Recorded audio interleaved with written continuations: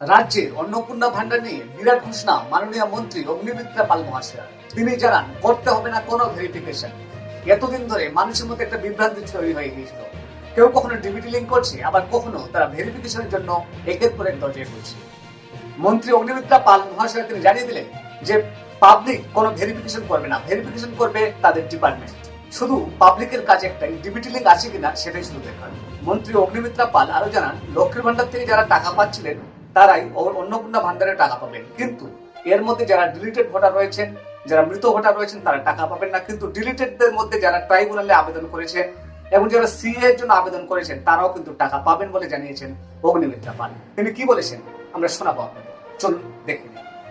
এই প্রক্রিয়াটা দিয়ে যদি একটু বলে দেন, অনেকেই বুঝতে পারছেন না ডিস্ট্রিক্ট ওয়াইজ হচ্ছে। ভেরিফিকেশনের কিছু বিষয় নেই, মানে যারা লক্ষ্মীর ভান্ডার পাচ্ছিলেন তাদের নামটাই ট্রান্সফার হয়ে যাবে অন্নপূর্ণা ভান্ডারে।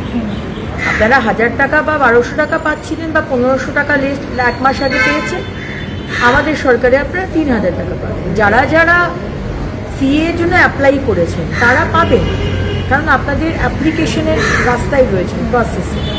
যারা ট্রাইব্যুনালে অ্যাপ্লাই করেছেন তারাও পাবেন, কিন্তু যাদের নামটা কাটা গেছে সেটারও ভেরিফিকেশন হচ্ছে, তারা কিন্তু পাবেন না। বাকি যারা পেয়ে এসছেন তাদেরকে আবার করে আমি শুনছি কেউ কেউ যাচ্ছে ফর্ম ফিল আপ করছে, আইসিডিএস কেউ কেউ যাচ্ছে ফর্ম ফিল আপ করছে, বা ডিএম অফিসে গিয়ে নাকি ফর্ম ফিল আপ করছে। এরকম ফর্ম ফিল আপের কিন্তু কোনো বিষয় নেই। সুতরাং let me make it very very clear, যারা লক্ষ্মীর ভান্ডার পেয়েছেন তাদেরই নাম ট্রান্সফার হয়ে যাবে ভেরিফিকেশনের পরে। ভেরিফিকেশন আমাদের দপ্তর করবে, এখানে আপনাদের ভেরিফিকেশনের কোনো বিষয় নেই।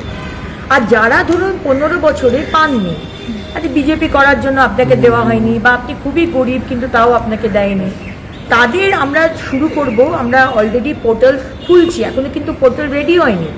অনেক জায়গাতে সংবাদ মাধ্যমে আমি দেখছি পোর্টাল খুলে গেছে, এটা কিন্তু সম্পূর্ণ ভুয়ো কথা। পোর্টাল খুললে আমরা আনুষ্ঠানিকভাবে আপনাদের জানাবো। যারা যারা পাচ্ছেন না সেই পোর্টালে অ্যাপ্লাই করবেন, যারা পাননি 15 বছর ধরে, এবং তাদেরটা আমরা 2-3 মাস বাদে বাজেট হওয়ার পরে আমরা সেটা দেবো।